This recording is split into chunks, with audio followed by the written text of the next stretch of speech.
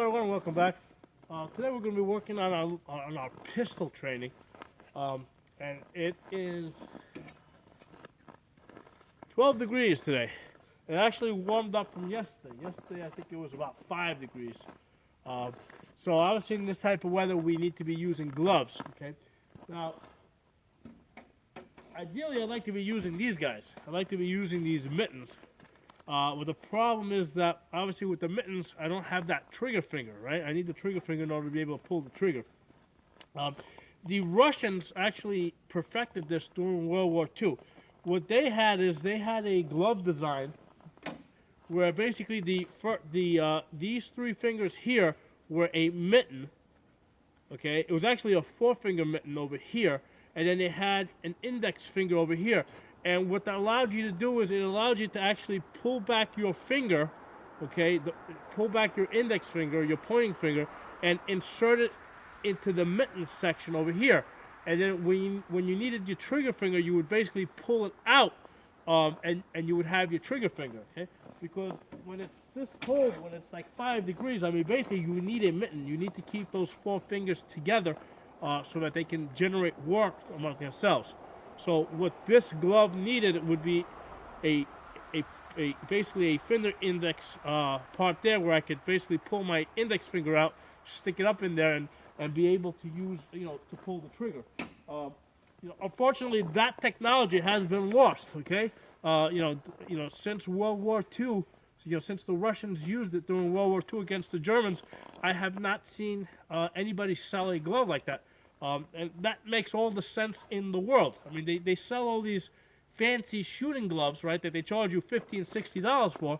And, they're all like fancy leather summertime stuff. But in the summertime, I really don't need fancy gloves, okay? I can just use $10 pigskin gloves, and they work just as well. For the winter, I mean, that's where I need some specialized, winter shooting gloves. Now, I do have, like, these thinner gloves. So, these are insulated gloves too, all right? They're much thinner, okay, and they work pretty good when it's like, 30 to 40 degrees, right? They are insulated, but when it's like, below 10 degrees outside, forget that. You need thick gloves. Now, put the gloves aside for a second, and let's talk about our pistol technique. I usually don't like reinventing the wheel, okay? Pretty much everything that I teach I have learned from some other, combat instructor, okay? I don't make up stuff. But this is one area where I had to kind of figure out my own way because, basically we have not fought any wars in really cold climates, okay? So we really haven't developed any advanced shooting methods for really cold weather. So basically I gotta use gloves like these because that's the only thing that's available for this type of weather. And the technique that I've developed is, when you come out of the holster, right, I grab the gun up here, right, at the top, and that allows me to force my finger into the trigger guard, okay? And, sometimes with these thick gloves, they kind of stick a little bit on the way in. That's why I need to brace it and stick it in there. Now, also for this particular technique to work, you pretty much need a Beretta 92, okay? If you try to do this with a Glock, either your finger's not going to fit in there or you're going to accidentally fire the gun, okay? With the Beretta 92, the trigger guard is big enough, and also if you do happen to, hit the trigger a little bit, basically it's just going to move into the half-cock position.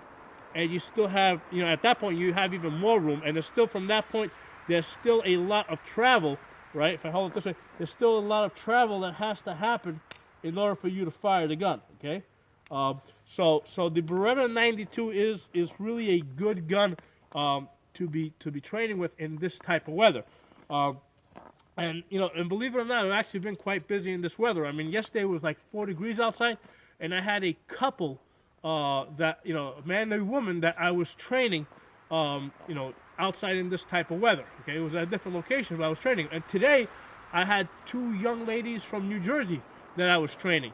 So people do come out and train in this weather. So if you want it bad enough, you're gonna do it. Okay, so let's get a magazine into this gun, and let's practice this particular technique.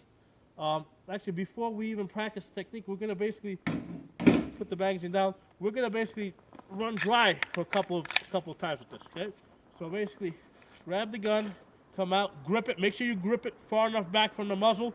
Shove your finger in there, come out, put the sights on target. Good. You're definitely gonna have to go through this because working with the gloves and all that, you know, it's gonna affect a lot of different things. So you have to run through this dry many times to get used to this.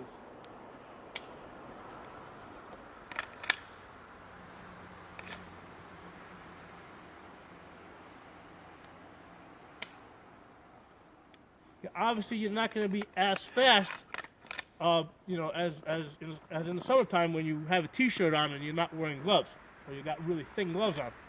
But we have to deal with whatever nature deals us. Okay.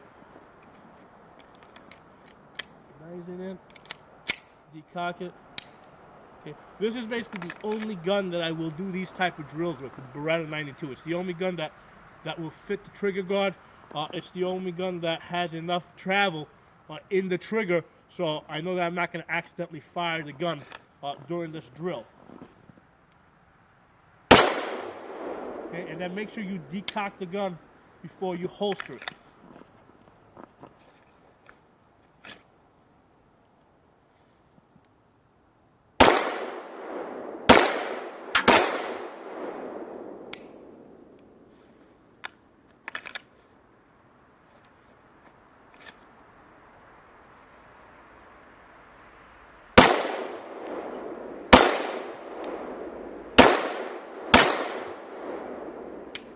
The other thing is normally when I decock it, I'll reach up with my left thumb. Because of the gloves and situation, I'm just decocking it with my right thumb before I put it into the holster. I'm also visually inspecting it, you know, something I may not do in the summertime. But again, because I'm dealing with these thick gloves and I have lots of clothing on and jackets, you know, before I try to reholster, I want to visually inspect the gun.